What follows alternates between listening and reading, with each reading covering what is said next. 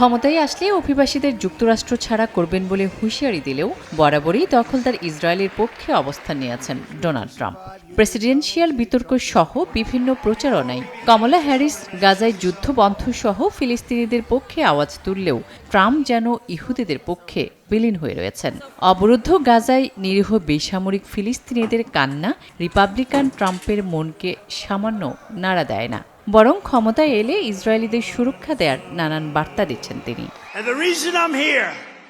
সম্প্রতি ওয়াশিংটনে নির্বাচনী প্রচারণায় নিজেকে ইসরায়েলের রক্ষক বলে দাবি করে ট্রাম্প বলেন, যুক্তরাষ্ট্রের আসন্ন প্রেসিডেন্ট নির্বাচনে তিনি জয়ী না হলে ইহুদি আমেরিকান ভোটারদের চরম মাশুল গুনতে হবে।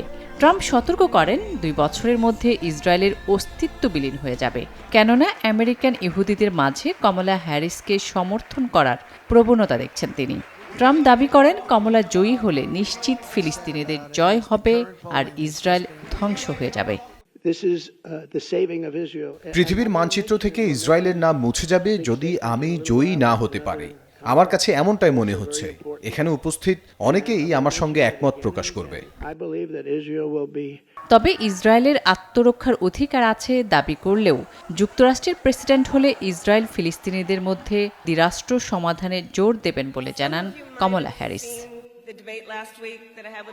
সম্প্রতি এক গবেষণায় দেখা গেছে, রিপাবলিকান ট্রাম্পের চেয়ে কমলার পক্ষে আমেরিকান ইহুদিদের সমর্থন বেশি। ওই জরিপে ডেমোক্রেট কমলা 65 এবং 34% সমর্থন ছিল ট্রাম্পের পক্ষে। আসমা তুলি, নিউজ 24।